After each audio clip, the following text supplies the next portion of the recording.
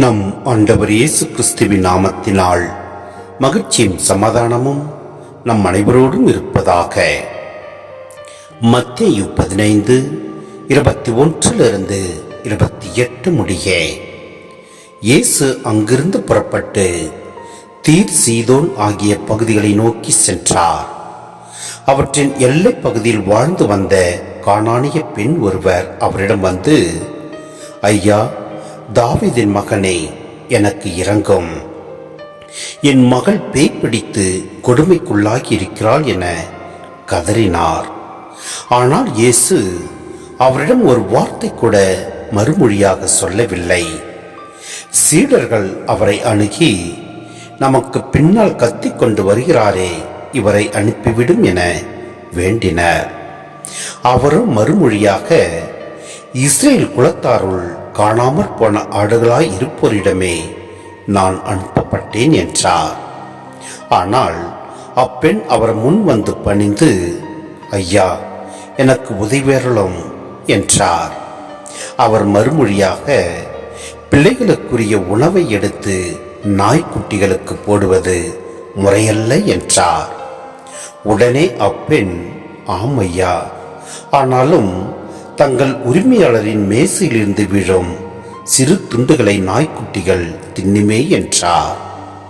இயேசு மறுமொழியாக, அம்மா, உமது நம்பிக்கை பெரிது, நீர் விரும்பியவாறே உமக்கு நிகழட்டும் என்று அவரிடம் கூறினார். அந்நேரம் அவர் மகளின் பிணி நீங்கியது. சிந்தனை: இயேசு முதலில் இஸ்ரேல் மக்களிடம் தம் பணியை செய்ய வந்தார்.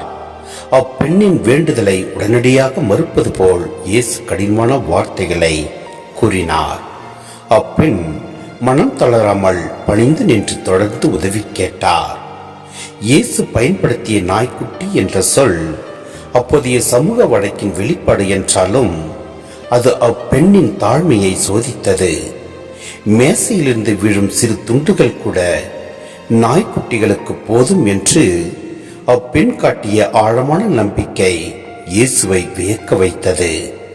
இச்சம்பவம் மீட்பு என்பது யூதர்களுக்கு மட்டும் உரியதல்ல, விசுவாசத்தோடு இறைவனை தேடும் அனைத்து மக்களுக்கும் உரியது என்பதை உறுதிப்படுத்துகிறது.